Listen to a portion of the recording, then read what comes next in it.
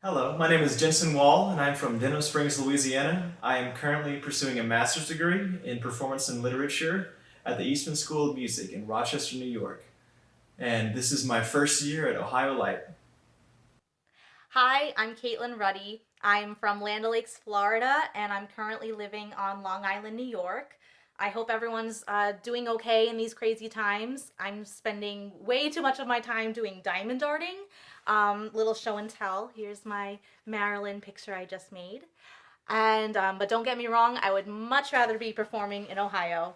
This would have been my third summer with OLO. I was there in 2015 and 2018, and my favorite role there was definitely the title role in Clo-Clo by Franz Lehar. And this is regular Royal Queen from Gilbert and Sullivan's The Gondoliers. Then one of us would be a queen and sit on a golden throne, with a crown instead of a hat on a head in diamonds all alone. With a beautiful robe of golden green I've always understood. I wonder whether she'd wear a feather.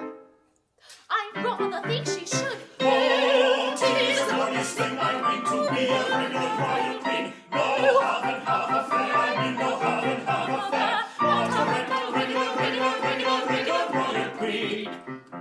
She'll drive about in a carriage and pair with the king on the left-hand side, and a milk-white horse as a matter of course whenever she wants to ride, with beautiful silver shoes to wear on her dainty feet, with endless stocks of beautiful frocks, and as much as she wants to eat. Oh, 'tis the glorious thing I mean to be a regular royal queen. No half and half affair, I mean no half and half affair. But a regular royal queen. Whenever she condescends to walk, be sure she'll shine at that, with a haughty stare and a nose in the air like a well-born aristocrat. At elegant high society talk, she'll bear away the bell, with her howdy-do, and her how are you, and her trust I see you well. Oh, 'tis the glorious thing I mean to be a regular royal queen. No half and half affair, I mean no half and half affair. But a regular royal queen. And noble lords will scrape and bow and double themselves in two, and open their eyes in blank surprise at whatever she likes to do. And everybody will roundly vow she's fair as flowers in May, and sing how clever at whatsoever she condescends to say. Oh, 'tis the glorious thing I mean to be a regular royal queen. No half and half affair, I mean no half and half affair. But a regular royal queen. Oh, 'tis the glorious thing I mean to be a regular royal queen.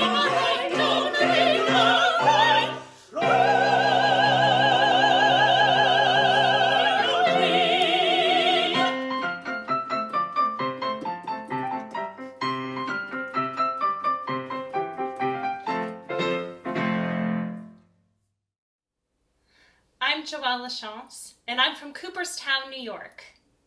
This will be my third season with the Ohio Light Opera. You might remember me from last season as Lucinda, one of the stepsisters in Into the Woods, or even the season prior to that as Joyce Wheeler in 50 Million Frenchmen. I love the Ohio Light Opera, and I very much enjoy my time in Worcester, Ohio. The town and the community is so welcoming and so friendly, and the company itself feels like family. I know I'm looking forward to heading back to Ohio for the 2021 season. Hello, my name is Aiden Smirud. I'm originally from La Crosse, Wisconsin, and I currently live in Houston, Texas. I have been a member of the Ohio Light Opera Company for 2 summers, both the 2014 and 2019 summer seasons.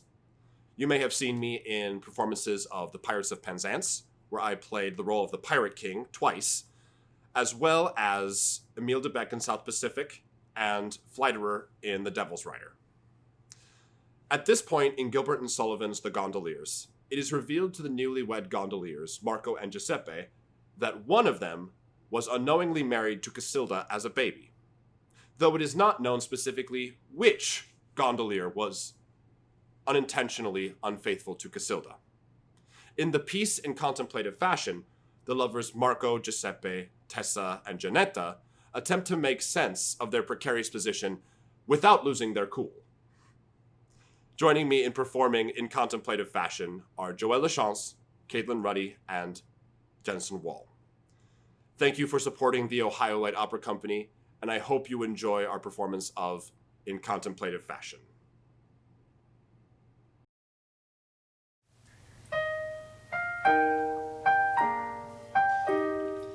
In a contemplative fashion, and a tranquil frame of mind, free from every kind of passion, some solution let us find. Let us grasp the situation, solve the complicated plot. Quiet, calm deliberation disentangles every knot.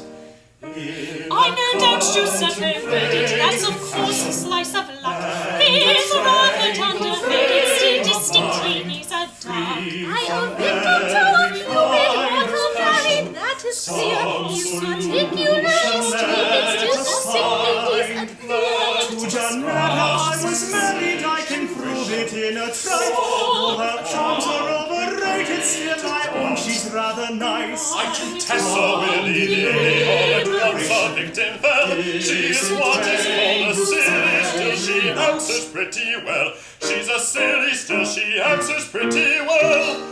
Now when we were pretty babies, someone married us, that's clear. And if I can catch her, I'll pinch her and scratch her and send her away with a flea in her ear. Every kind to deceive her can't refuse. If I would show my and her make her so shaken her aristocratic. If she's married to Giuseppe, knowing he will have to part. If I have to do it, I forbid children to marry the man of my heart. If she marry Messer Marco, you're a spinster. No matter, I can get at her, I doubt if her mother will know her again. If I have to do it, I forbid children to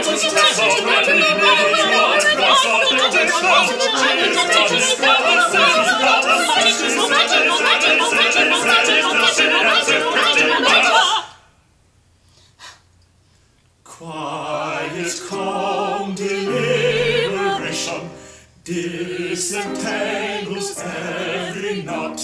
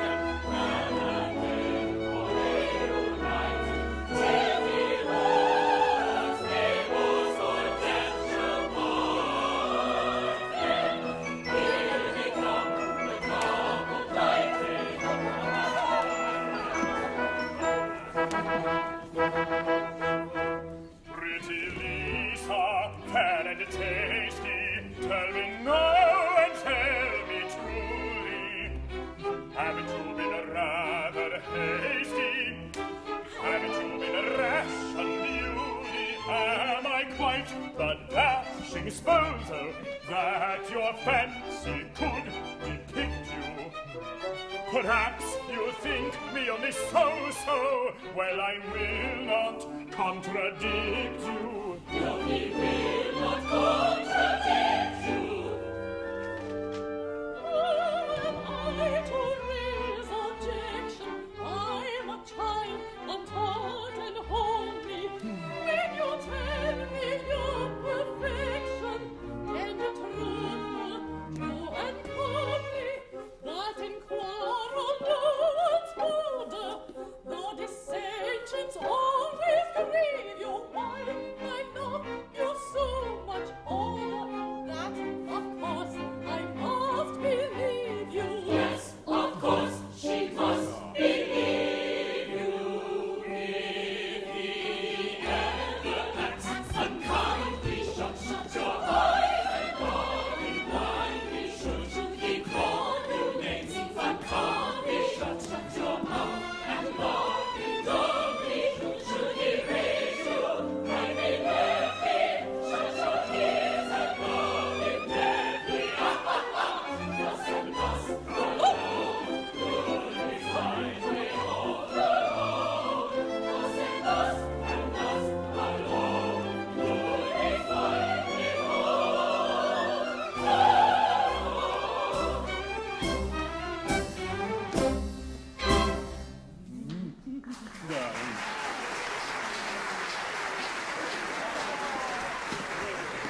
Hello? Hello? Oh, surely I'm not late. Has the wedding taken place? My good girls, one at a time, I beg. Let me understand the situation. As solicitor to the conspiracy to dethrone the Grand Duke, a conspiracy in which the members of this company are deeply involved, I am invited to the marriage of two of its members. I present myself in due course, and I find not only that the ceremony has taken place... But the ceremony has not taken place. We can't get a parson. Can't get a parson? Why, how's that? They're 3 a penny. No, it's the old story. The Grand Duke.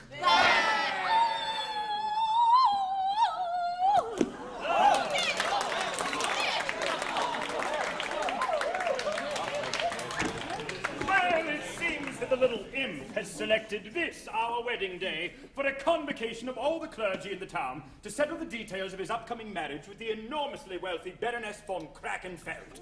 And there won't be a parson to be had, for love or money, until 6 o'clock this evening. And as we produce our magnificent classical revival of Troilus and Cressida tonight at 7, we've no alternative but to eat our wedding breakfast before we've earned it. Oh, I should like to pull his grand ducal ears for him, that I should. He's the meanest, cruelest, the most spiteful ape in Christendom. Well,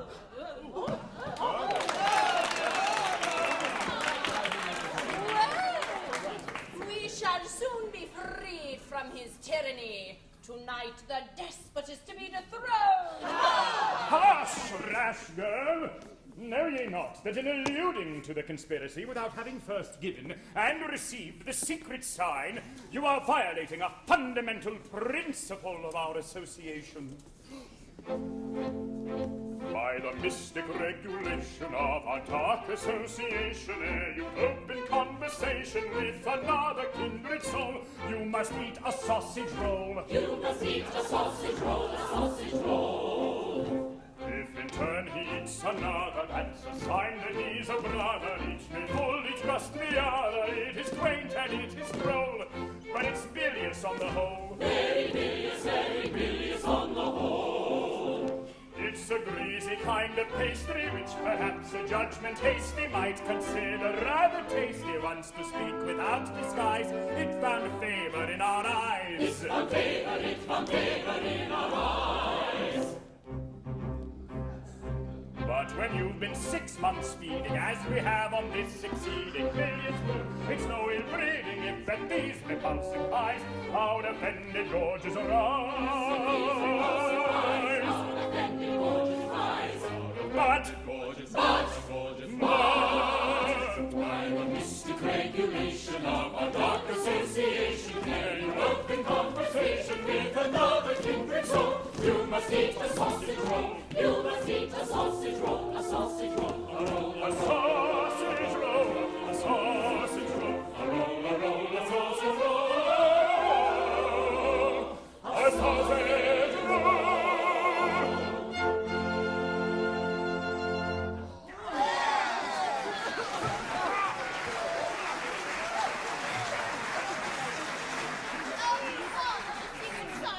I've eaten it until I'm quite uncomfortable. I've given it 6 times already today, and I can't eat any more. And it is so unwholesome. Why, we should all be as yellow as frogs if it wasn't for the makeup. Oh, this is rank treason for the cause. I suffered as much as any of you. I loathe the repulsive thing. I can't contemplate it without a shudder. But I'm a conscientious conspirator, and if you won't give the secret sign, I will. Pour water. Oh, he's always at it. And it's a wonder where he puts it. About Troilus and Cressida, what do you play? If you will be so obliging as to wait until I've got rid of this feeling of warm oil at the bottom of my throat, I'll tell you all about it. Ah, thank you, my love. Ah, it's gone. Well, the piece will be produced upon a scale of unexampled magnificence.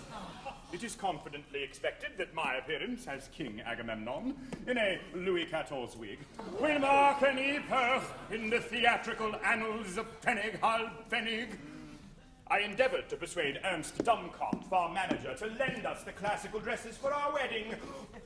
Think of the effect of a real Athenian wedding procession cavorting through the streets of Speisesal.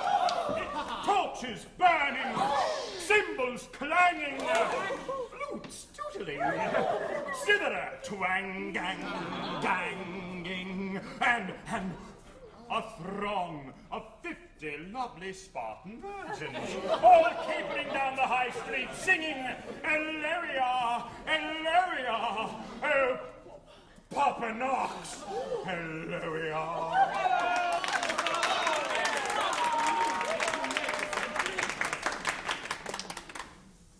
It would have been tremendous.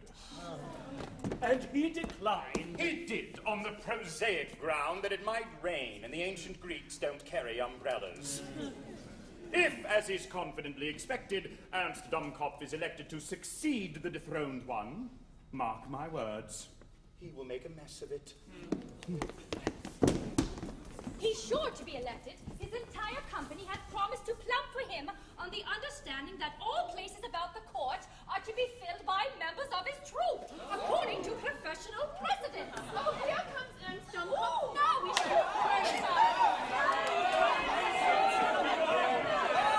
A certainty, a practical certainty.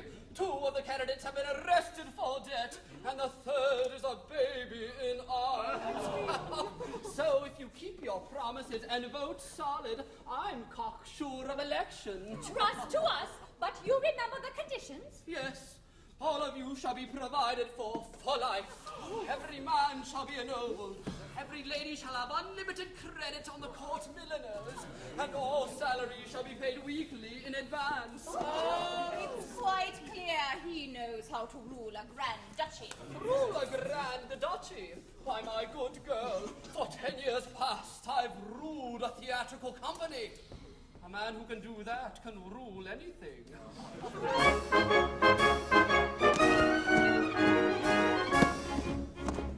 Were I a king in very truth, and had a son, a guileless youth, improbable succession,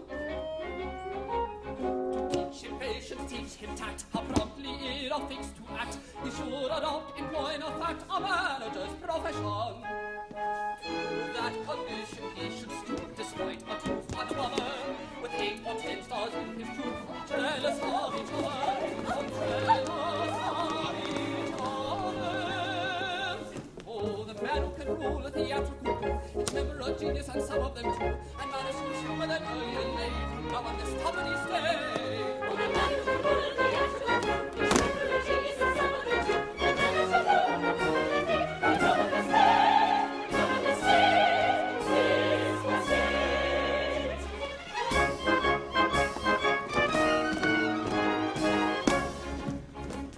Both A and B rehearse for sight. They say they'll be alright tonight. They both to go to school yet. C and E Jack must change her dress. D will attempt to square the press. E will play Romeo unless his grandmama plays Juliet. F claims avoidance as her right. She's played the 30 seasons, and G must show herself in tights for 2 convincing reasons. 2 very well-shaped reasons. Oh, the man who can drive a theatrical team with wheelers and leaders and orders supreme can govern and rule the way they spin or Europe and Ireland to be. The man who can drive a theatrical team with wheelers and leaders and orders supreme can govern and rule the way they spin or Europe and Ireland to be.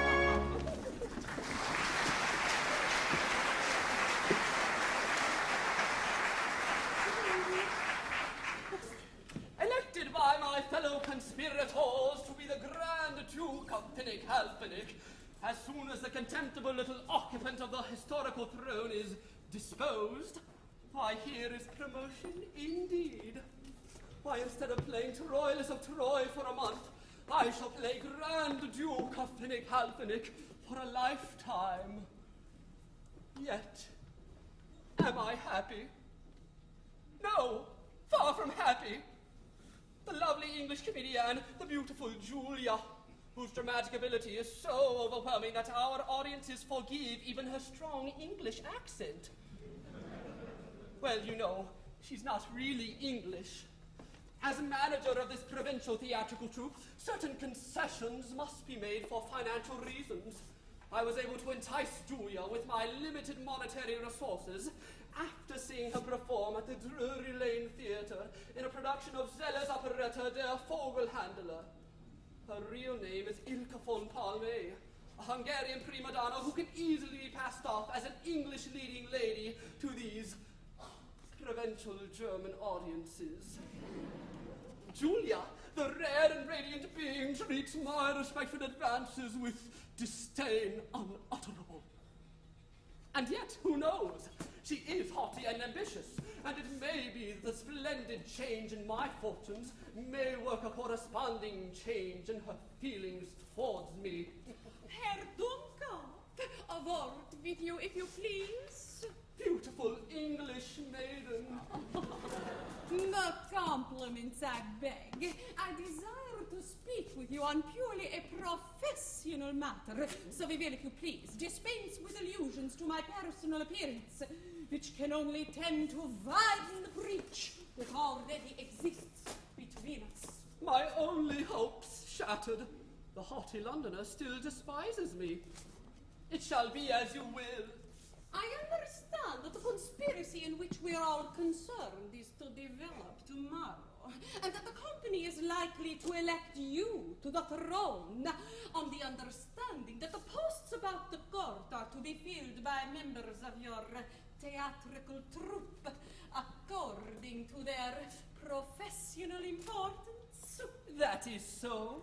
Then all I can say is it places me in an extremely awkward position. I don't see how it concerns you. Why, bless my heart. Don't you see, as your leading lady, I am bound under a serious penalty to play the leading part in all of your productions? Well? Why, of course, the leading production in this role will be that of the Grand Duchess. My wife? That is another way of expressing the same idea. But do you think the part of the Grand Duchess will be good enough for you? Oh, I think so. It's a very good part in Gerolstein, and ought to be a bad one in Ferry-Kalk-Pfennig. Why, what did you suppose I was going to play? But considering your strong personal dislike to me and your persistent rejection of my repeated offers, won't you find it difficult to throw yourself into the part with all the impassioned enthusiasm that the character seems to demand?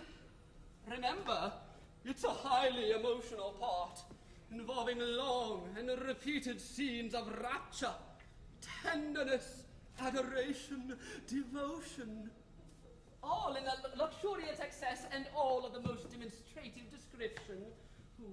Oh, my good sir. Throughout my career, I have made it a rule never to allow private feeling to interfere with professional duties. You may be quite sure that no matter how distasteful the part may be, if I undertake it, I shall consider myself professionally bound to throw myself into it with all the ardor at my command. I'm the happiest fellow alive. Now, would you have any objection to give me some idea as to how you would play it? It would be really interesting to me to know your conception of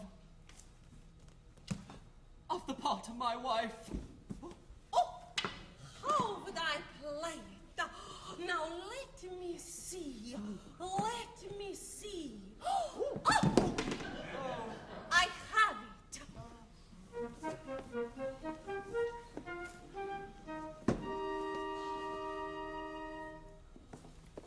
How would I play that part? The grand duke's bride, all rancor in my heart, I'm duly fried. I drive it from my recollection, and then with a mock affection,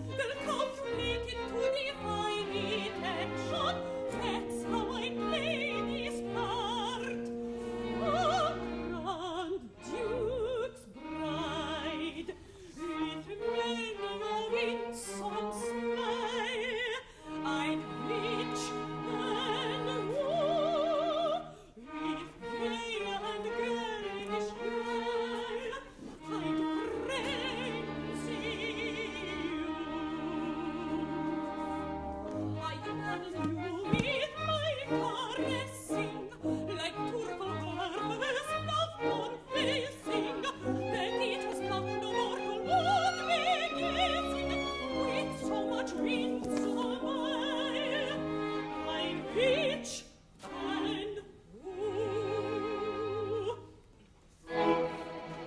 Did any other maid with you succeed? I beached her with Jane, I would indeed. With jealous frenzy agitated, which would of course be simulated. I'd make her wish she'd never been created. I'd make her wish she'd never been created. I'd make her wish she'd never been created. Did any other maid with you succeed?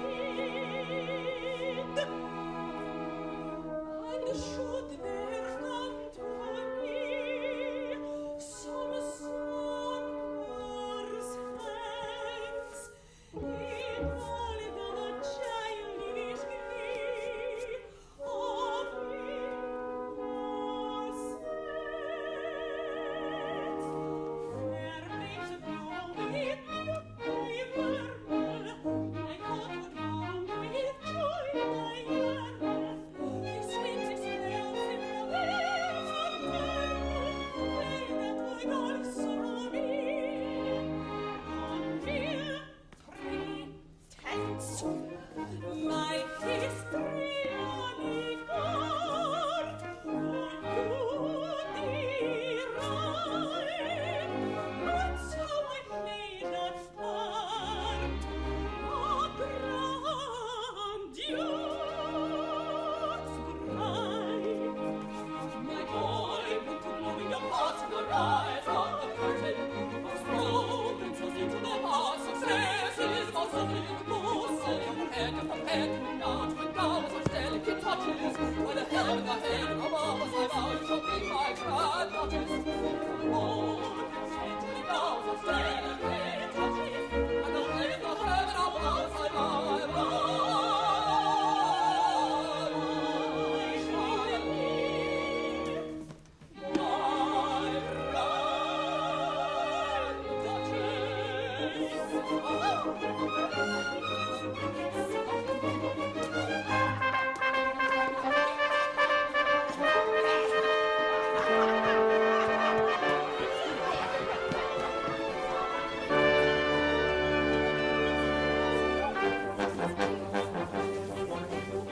My goodness me, what shall I do? I'm a dreadful situation. It's all your fault, you bully you love on big discrimination. Should I go the way to go? It put me into such a tense. Putting me through such a temper. And all the ways I know, the sooner we are the better. Yes, the sooner of the better, yes, the sooner of the better.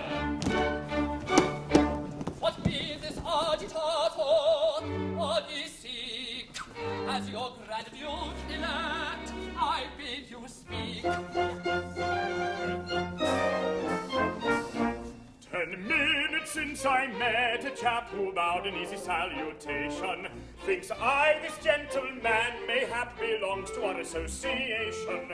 But on the whole uncertain yet, a sausage roll I took and ate. That chap replied, I don't embellish, by eating 3 with obvious relish. Gracious, my gracious, Gracious cause, no charm of hearts could increase sausage rolls with relish.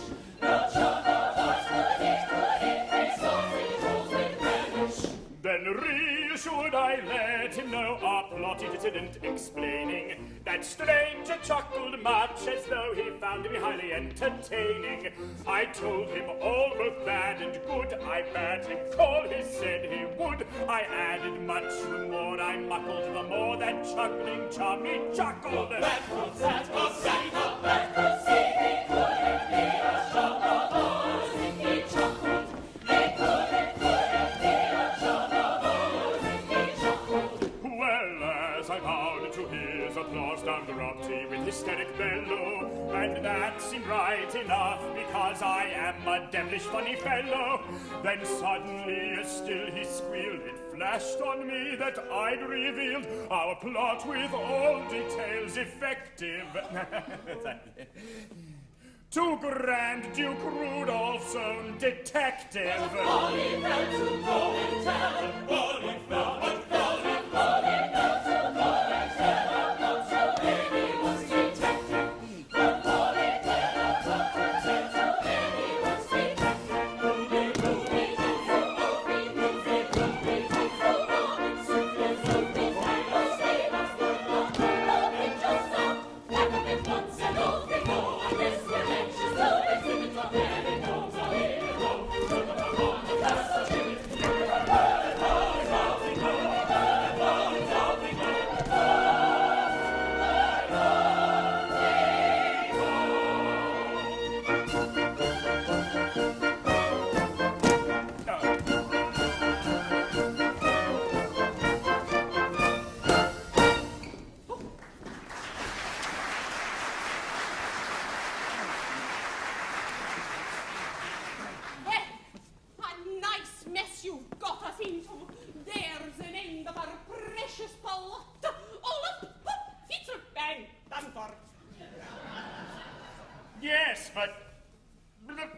Ah!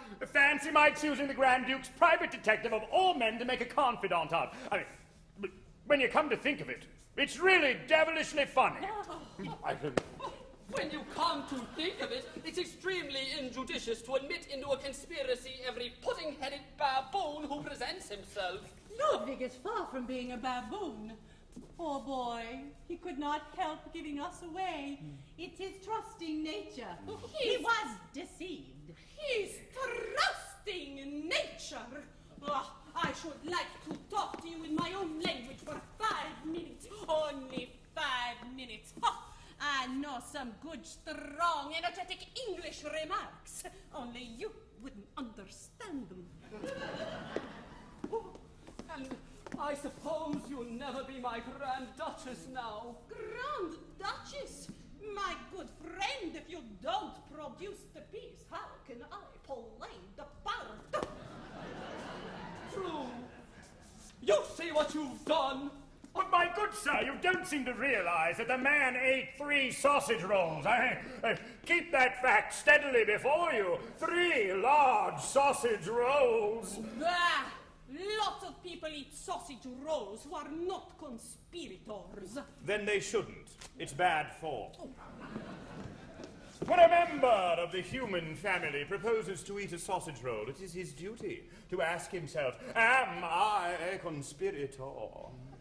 And if, upon examination, he finds himself not to be a conspirator, then he is bound in honor to select some other refreshment. It is always amusing to the legal mind to see a parcel of laymen bothering themselves about a matter which, to a trained lawyer, presents no difficulty whatever. No difficulty? You 2 men fight a statutory duel. A statutory duel? Statutory duel? Ugh, what a crackjaw language this German is. Never heard of such a thing. It is true that the practice has fallen into abeyance through disuse. But all the laws of Pfennig run for 100 years when they die a natural death, unless, in the meantime, they have been revived for another century. The act that institutes the statutory duel was passed 100 years ago, and, as it has never been revived, it expires tomorrow.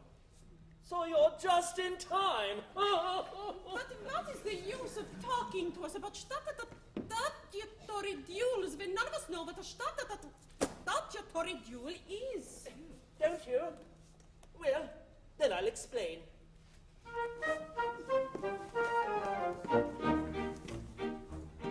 About a century since, the code of the duello, to sudden death for want of breath, sent many a scrapping fellow. The then presiding prince, who useless bloodshed hated, he passed an act short and compact, which may be briefly stated.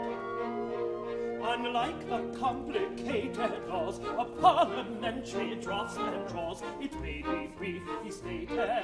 We know what complicated laws of parliamentary drafts and draws cannot be briefly stated. By this ingenious law, if any 2 shall quarrel, they may not fight with falchions bright, which seem to him immortal, but each a card shall draw, and he who draws the lowest shall, so 'twas said, be henceforth dead, in fact a legal goest.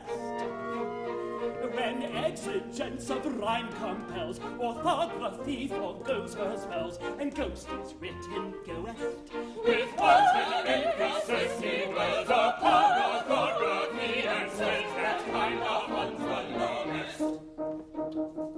When off the losers popped by pleasing legal fiction, and friend and foe have wept their woe, encounter fit affliction, the winner must adopt the loser's poor relations, discharge his debts, pay all his bets, and take his obligations. The winner must adopt the loser's poor relations, discharge his debts, pay all his bets, discharge his debts, pay all his debts, and take his obligations. In short, to on the case. The winner takes the loser's place with all its obligations. Our weekly lawyer states our case. The winner takes the loser's place with all its obligations. Our weekly lawyer states our case. The winner takes the loser's place. Our weekly lawyer states the case. The winner takes the loser's place with all its obligations.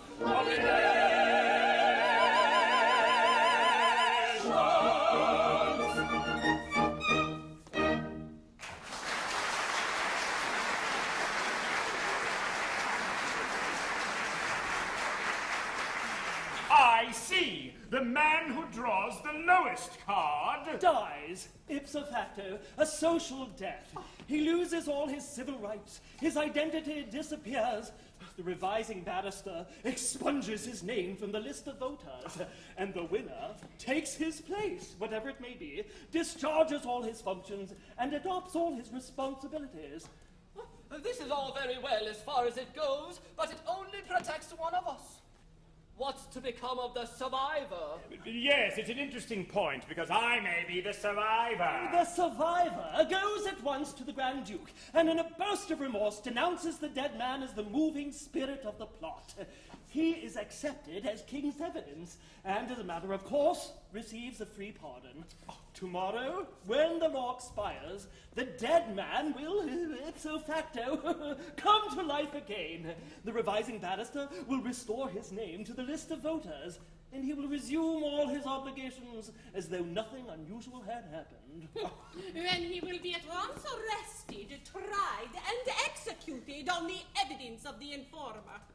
Candidly, my friend, I don't think much of your plot. Dear, dear, dear, the ignorance of the laity. My dear young lady, it is a beautiful maxim of our glorious Constitution that a man can only die once. Death expunges crime, and when he comes to life again, it will be with a clean slate. It's really very ingenious. My dear sir, we owe you our lives. May I kiss him? Certainly not. You're a big girl now. Well, miscreant, are you prepared to meet me on the field of honor? At once! By Jove, what a couple of fire-eaters we are! Ludwig does not know what fear is. Oh, I don't mind this sort of duel at all. Oh, it's not like a duel with swords. It's not the blade I mind. It's the blood. And I hate a duel with pistols. It's not the ball I mind. It's the bang. Altogether, it is a great improvement on the old method of giving satisfaction.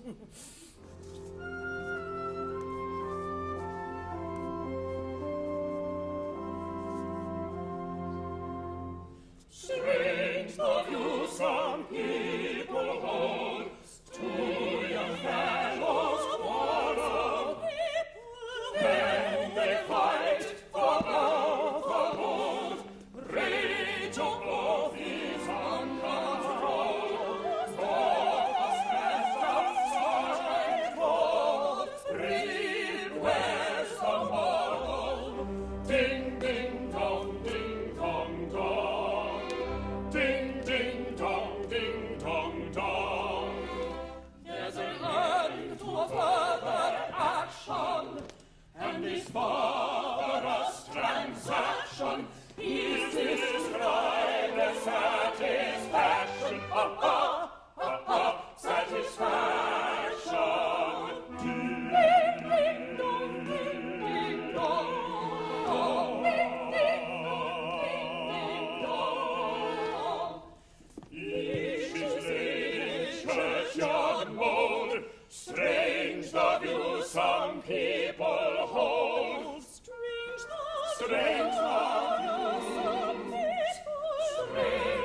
view some people hold.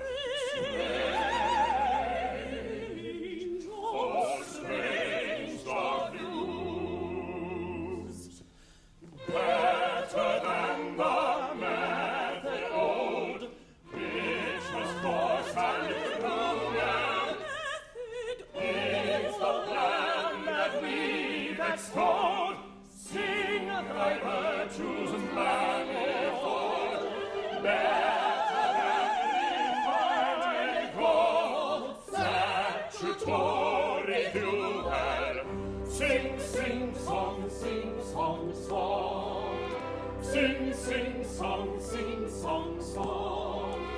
Sword or pistol neither uses, playing card he lightly chooses, and the loser simply loses. Ha ha, ha ha, simply loses. Sing, sing, song, sing, song, song. If society were bold, who'd suppose a method old? Strange the view some people hold. Strange, oh strange the view. Ding, ding, dong, ding, dong, ding, dong, dong,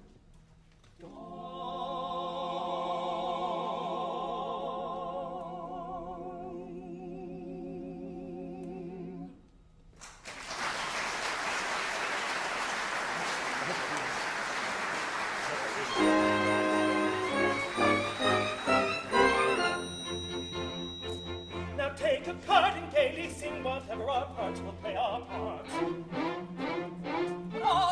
I draw a king. A king, he is drawn. Kings in hearts and diamonds, spades and clubs, in hearts of diamonds, spades and clubs. A strange king, he's drawn a king, let's record his chances. Sing diamonds, hearts and spades and clubs. Diamonds, hearts and clubs and spades. Sing hearts and diamonds, spades. Sing diamonds, hearts and clubs. Sing hearts and diamonds, spades and clubs. Sing hearts and spades.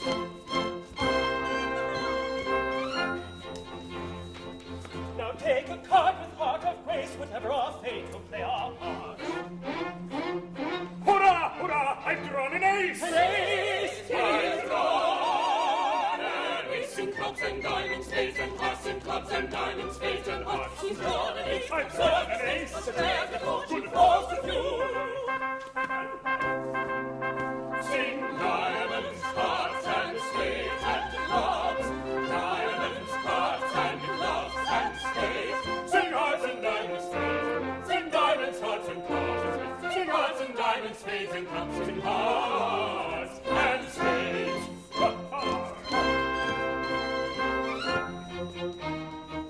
That both these maids may keep their troth and never misfortune there before, I'll hold them as trustee for both. He'll hold them both, he'll hold them both. Yes, he'll hold them both. Sing hearts, clubs, diamonds, spades and all. Sing hearts, clubs, diamonds, spades and all. I join to be as our trustee. Disclose him even now and so. In custody and in key at home. I join to be as our trustee, as our trustee. Disclose him even now and so. As our trustee.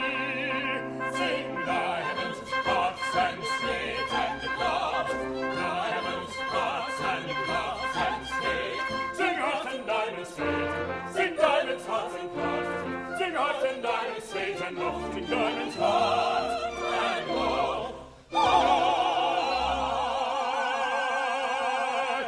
and all. Ha ha!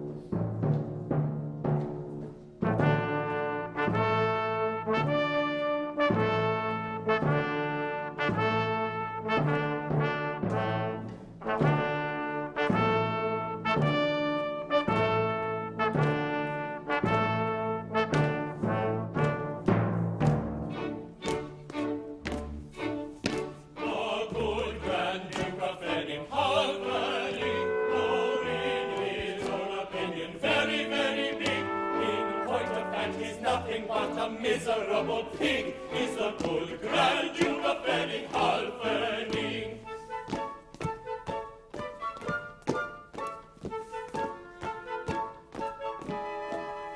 Though quite contemptible as anyone agrees, we must dissemble if we want our bread and cheese. So hailing in a chorus with enthusiasm big, the good Grand Duke of Benning-Halfening.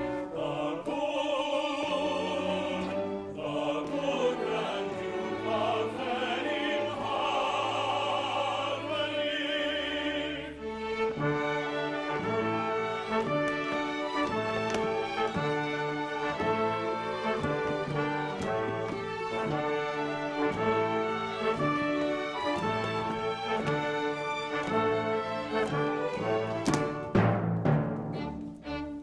A pattern to professors of monarchical autonomy. I don't indulge in levity or compromising economy, but dignified formality consistent with economy. Above all other virtues I particularly prize. I never join in merriment, fancy joke or japany. I never tolerate familiarity in shapany. This joint with an extravagant respect for tuppence halfpenny. A keynote to my character sufficiently supplies. Observe my snuff box.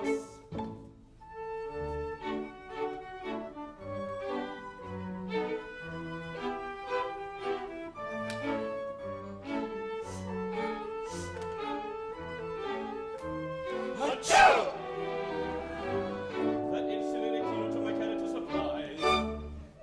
My way of tea and sugar with precision mathematical. Instead of beer, a penny each. My orders are emphatical. Extravagance and pardonable, any more than vertical. But on the other hand, my ducal dignity to keep. On what we ceremonial, comprehensively, I rigidly insist upon what I hope offensively, whenever ceremonial be practiced extensively. And when you come to think of it, it's really very cheap. Observe my handkerchief.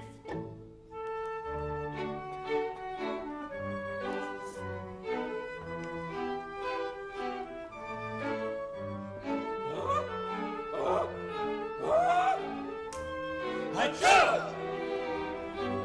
It's still impressive and it's really very cheap.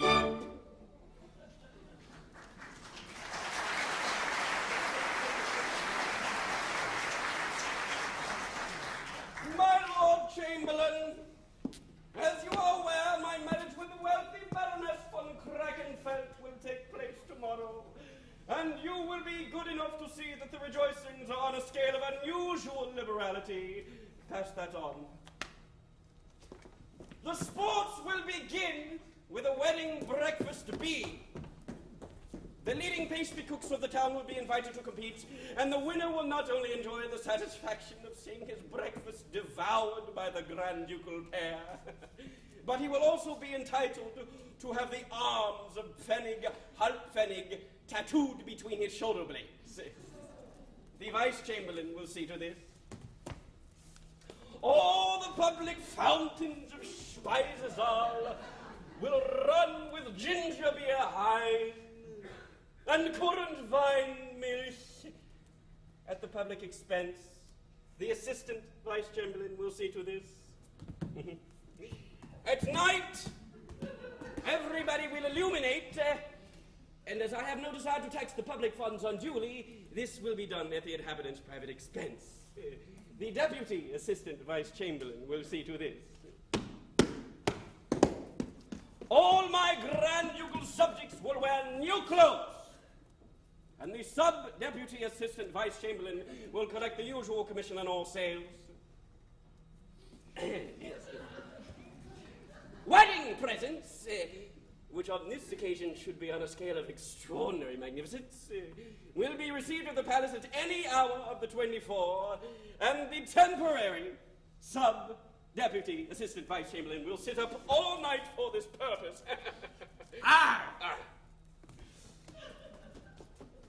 The entire population are commanded to enjoy themselves. And with this view, the acting temporary sub-deputy to sit at my table, and we'll sing comic songs in the marketplace from noon to nightfall. Yeah!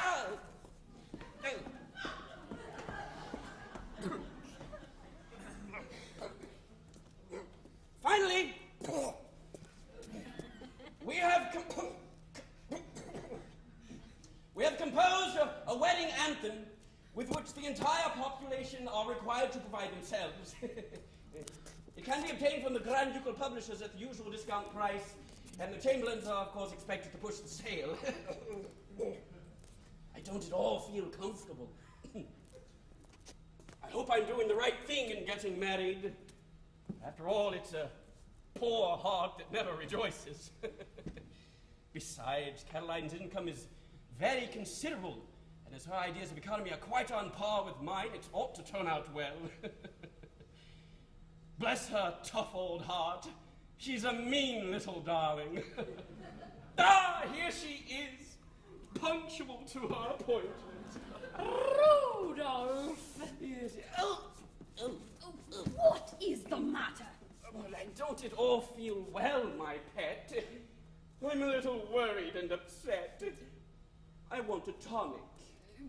Rudolph, don't! What in the world are you thinking of? I was thinking of embracing you, my sugar plum. Just as a little cheap treat.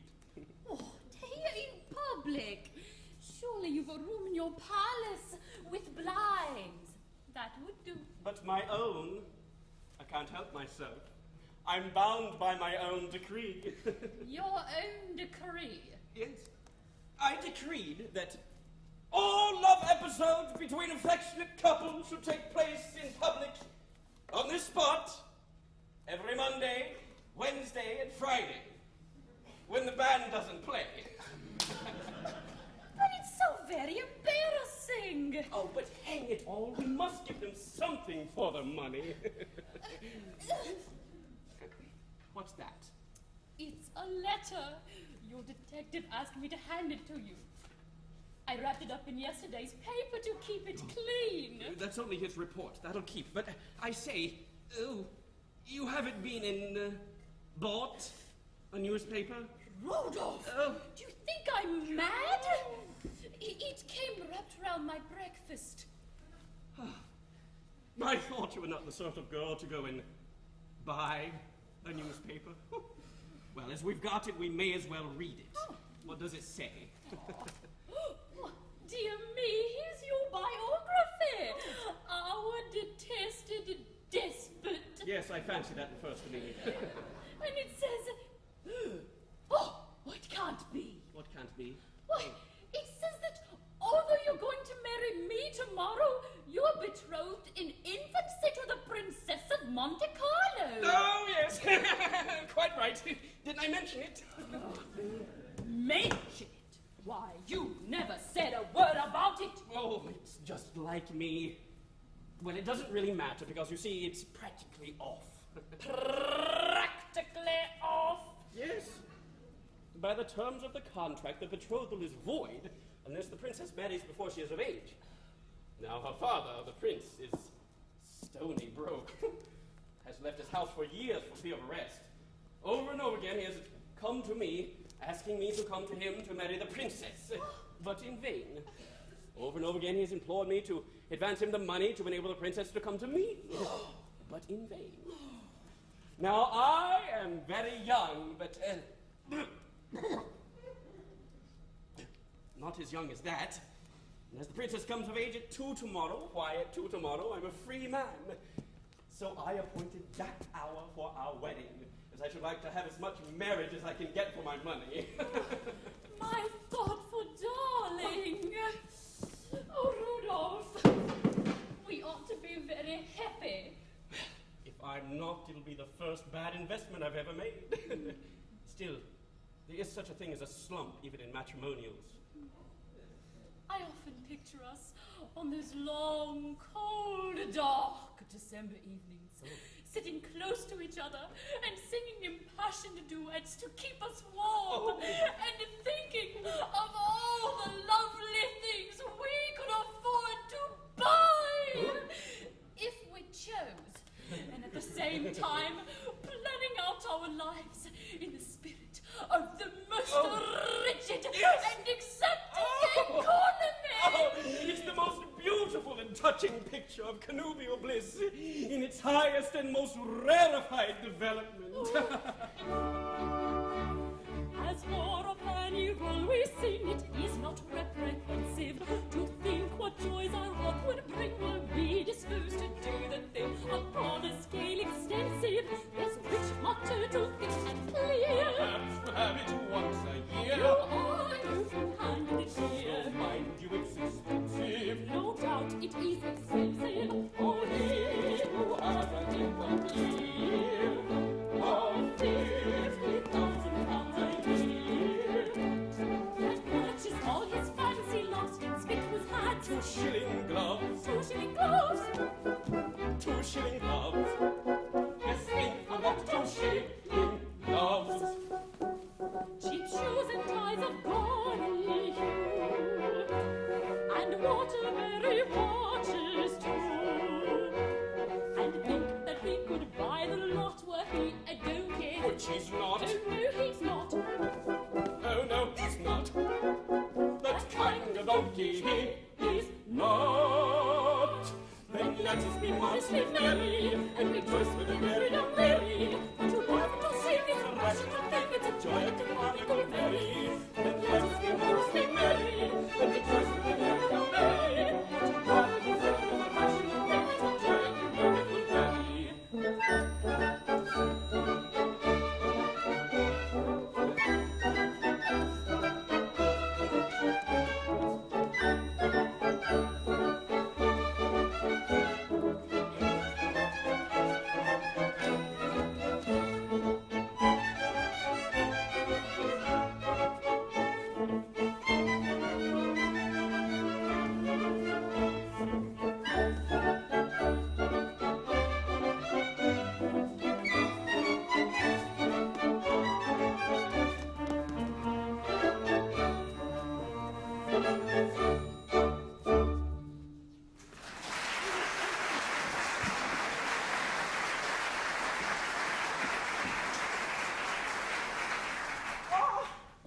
Now for my detective's report.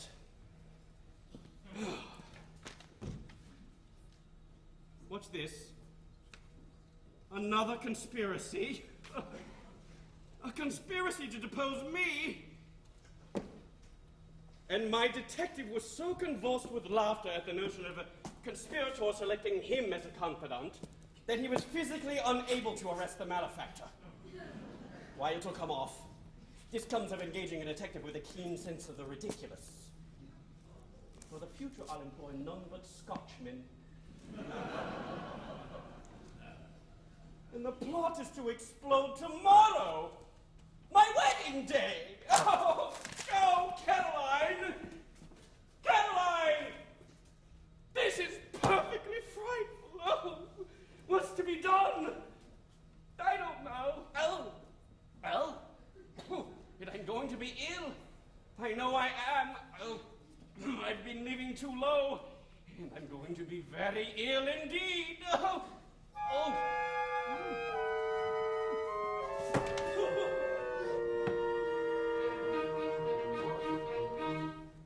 When you find you're a broken down critter who is all in a tremble and twitter, with your palate unpleasantly bitter, as if you'd just bitten a pill, when your legs are as thin as dividers, and you're plagued with unruly insiders, and your spine is all creepy with spiders, and your hardly can budge in the gill.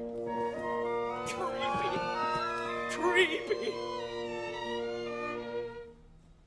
When you've got a beehive in your head, and a sewing machine in each ear, and you feel like you've eaten your bed, and you've got a bad headache, a headache down here.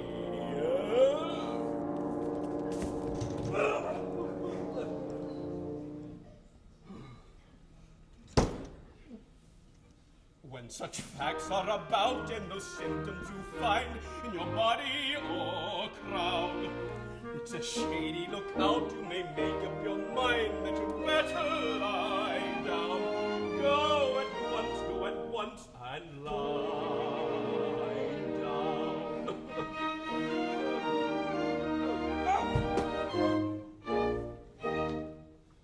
your lips are all smeary like tallow, and your tongue is decidedly yellow, with a pint of warm oil in your swallow, and a pound of tin tacks in your chest, when you're down in the mouth with the vapors, and all over your Morris wallpapers, like beetles are cutting their capers, and crawly things never at rest.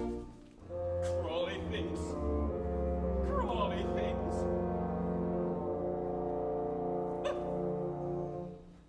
When you doubt if your head is your own, and you jump when an open door slams, then you've got to a state which is known to the medical world as Jim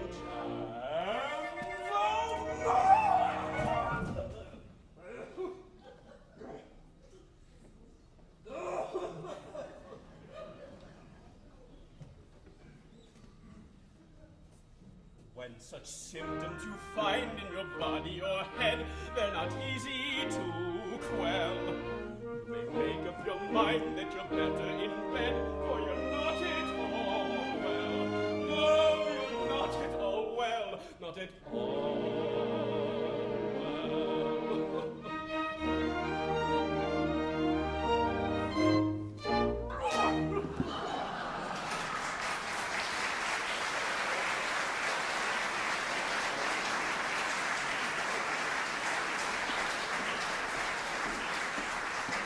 Now for my confession and full pardon.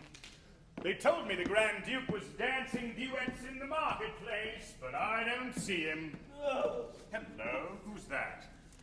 Why, it is the Grand Duke. What are you doing there? Get up, sir. Oh, who are you, sir, who presume to address me in person? If you've got anything to communicate, you must fling yourself at the feet of my acting temporary sub-deputy assistant vice chamberlain. Your communication will in course of time come to my august knowledge. But when I inform your highness that in me you see the most unhappy, the most unfortunate, the most completely miserable man in your whole dominion. You're the most miserable man in my whole dominion. Why, how can you have the face to stand there and say such a thing? Just look at me. Look at me! Well, I wouldn't be a crybaby about it. A crybaby? Well, if you thought you were going to be deposed tomorrow, wouldn't you be a crybaby too?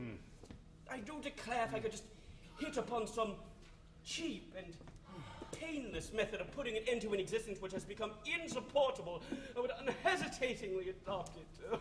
You would? I see a magnificent way out of this. By Jupiter, I'll try it. Are you by any chance in earnest? In earnest? Well, look at me! If you are really in earnest, if you really desire to escape scot-free from this impending, from this unspeakably horrible catastrophe, without danger, trouble, pain, or expense, why not resort to a statutory duel? A statutory duel? Yes, the act is still in force, but it will expire tomorrow afternoon. You fight! You lose! Uh-oh. You are dead for a day. Tomorrow afternoon, when the act expires, you will come to life again and resume your Grand Duchy as though nothing had happened. In the meantime, the explosion will have taken place, and the survivor will have had to bear the brunt of it.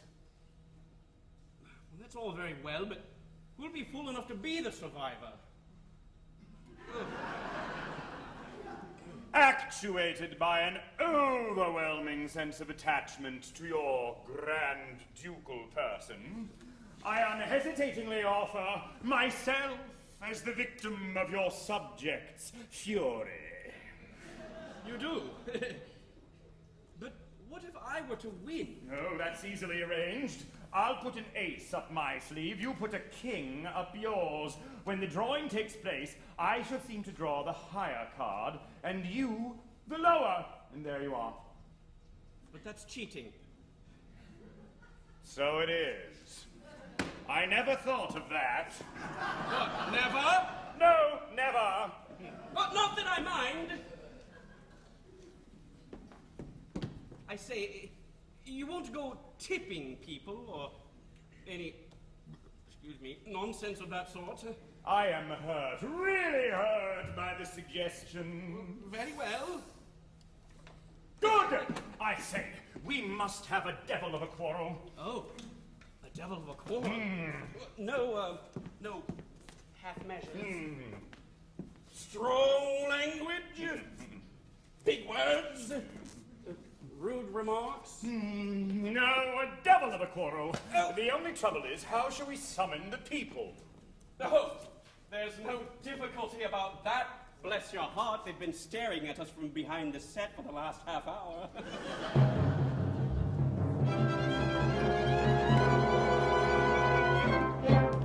Come hither, all you people, when you hear the fearful news. For the pretty women weep and men will shiver in their shoes, and they'll all cry, "Lord, defend us," when they hear the fact tremendous. Set to give this man his duel in a statutory duel. This plebeian man of shoddy, this contemptible nobody, your friend you does not refuse.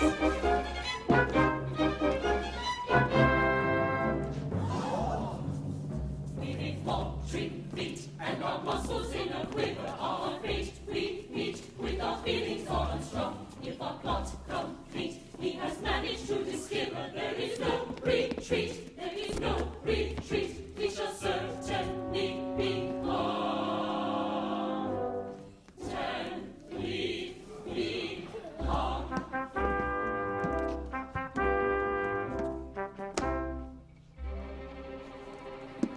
Now you begin and pitch it strong. Walk into me abusively.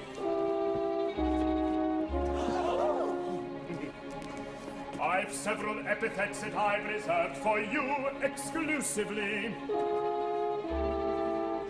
A choice selection I have here when you are ready to begin. No, you begin. No, you begin. No, you begin. No, you begin. No, you begin. We expected is our little plot detected.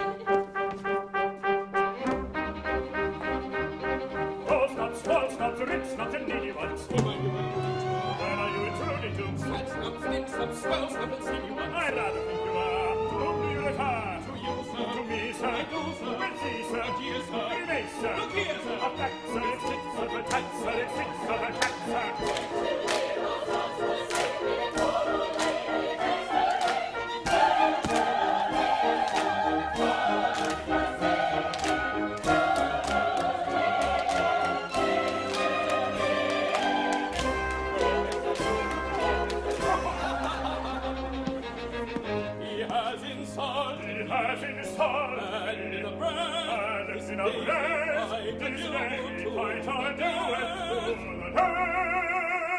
You mean, of course, by duel, verbum sap, a statutory duel.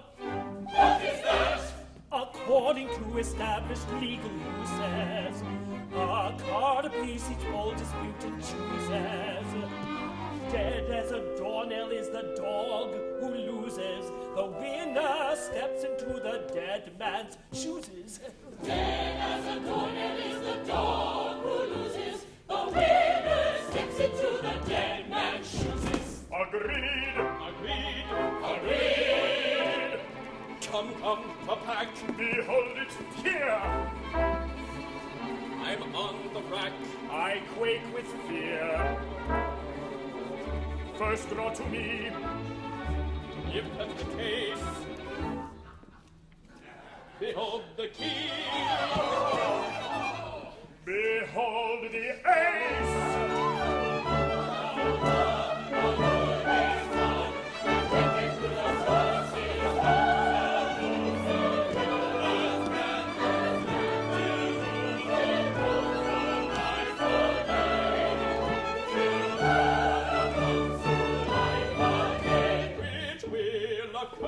Tomorrow. Yes, I'll come to life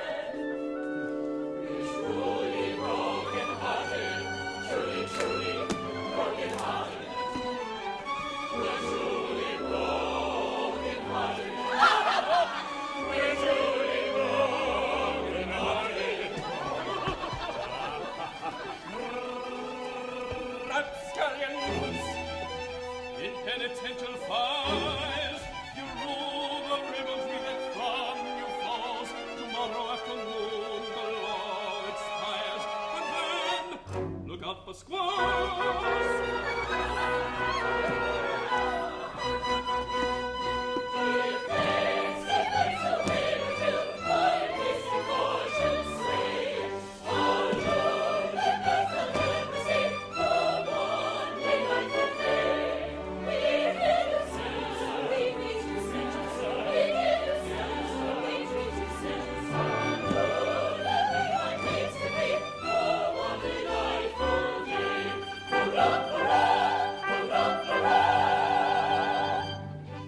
You've done it neatly.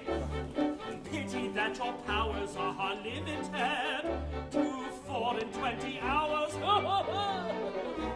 No matter, though the time will quickly run, in hours 24 much may be done.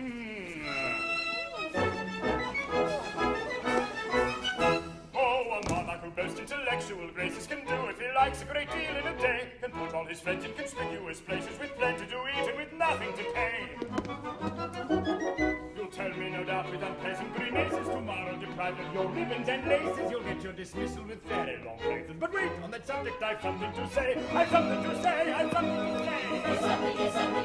There's something to say. Oh, our roof shall be merry. I'm not an ascetic, and while the sun shines, we shall get a bahay by a pushing young monarch of turn energetic. A very great deal may be done in a day. Oh, he's truly merry. He's not an ascetic, and while the sun shines, we shall get a bahay by a pushing young monarch of turn energetic. A very great deal may be done in a day. For instance, this measure his ancestors drew it. This law against duels tomorrow will die. The Duke will revive and you'll certainly rue it. He'll give you what for and he'll let you know why. But in 24 hours there's time to renew it. With a century's life I've a right to imbue it. It's easy to do, and by jingo I'll do it. 'Tis done. Till I perish, your monarch am I. Your monarch am I. Your monarch am I. Though I do not pretend to be very prophetic, I fancy I know what you're going to say. By pushing young monarch of turn energetic, a very great deal may be done in a day. Oh, it's simply uncanny, it's rather prophetic, it's perfectly right. We were going to say, by pushing young monarch of turn energetic, a very great deal may be done in a day.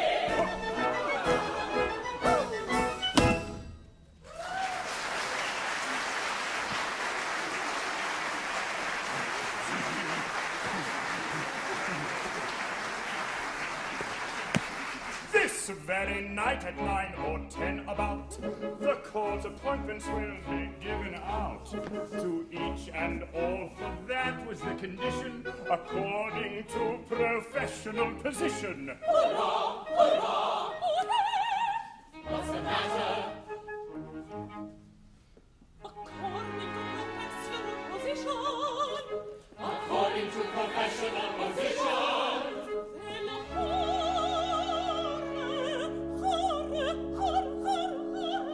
Why, what's the matter? What's the matter? What's the matter? What's the matter?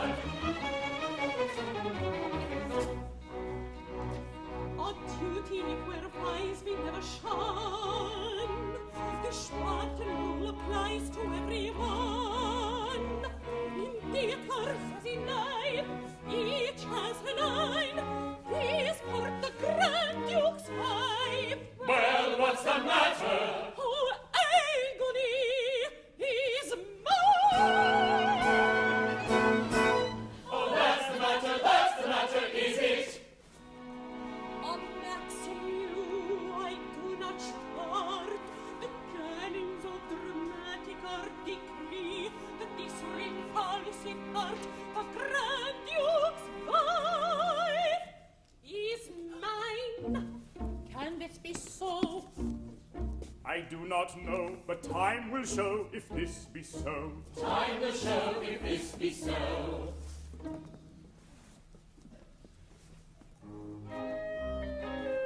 Oh, listen to me, dear.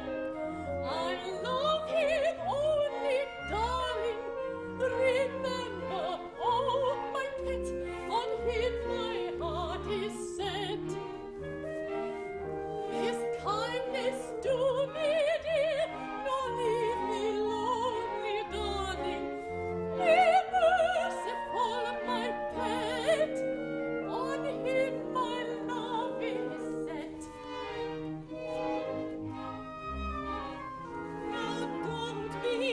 foolish dear.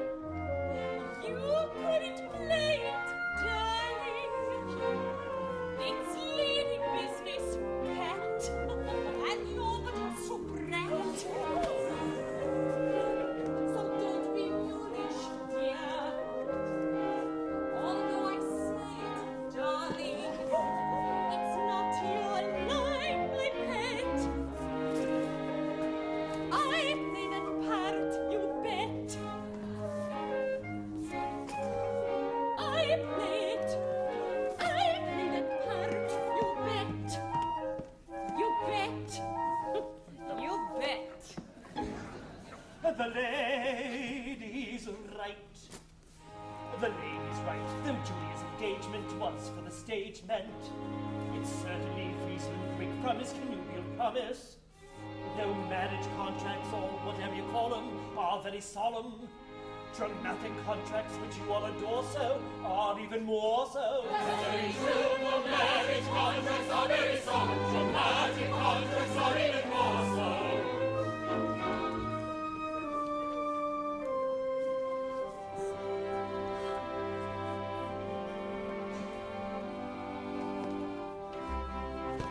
A time is cast, my hopes are perished.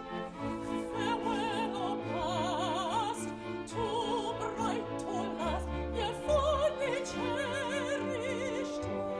My hope has fled, my life is dead. Its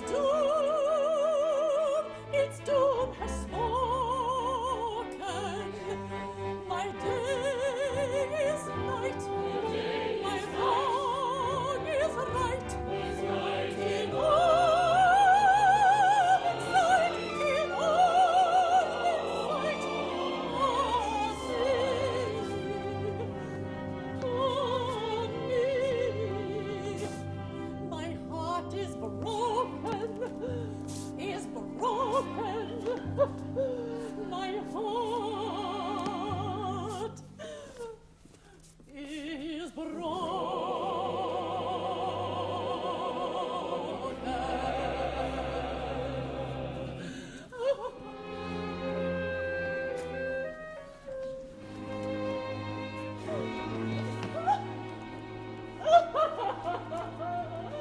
Poor child, where will she go? What will she do? That isn't in your part, you know. Quite true. Depressing topics we'll not touch upon. Let us begin as we are going on. For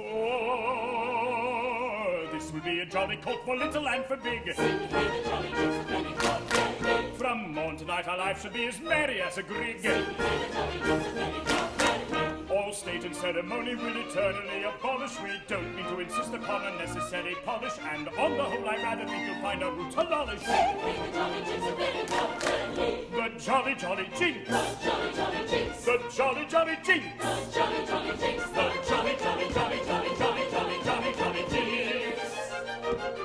For this would be a jolly coat for little and for big. Sing hey the jolly jinx a penny drop penny. From morn to night our life should be as merry as a grig. Sing hey the jolly jinx a penny drop penny. But stay, are you made for big out for big booties? We shall require some overtime and little stories. What clothes are not soft? Your courtiers must not grovel. Your proud noblesse should bear a day so regional and novel. Now let us guess what kind of dress would be neat and novel.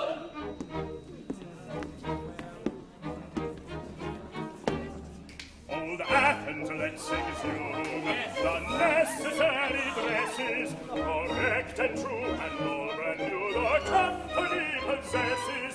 Henceforth a court must loom, shall live in song and story, for we'll appraise the dead old days of Athens in her glory. Yes, let's appraise the dead old days of Athens in her glory. Hurrah, hurrah, hurrah. jolly cook for little and for big. Sing hey the jolly Jesus, baby, come, hey. From morn to night our life should be as merry as a grig. Sing hey the jolly Jesus, baby,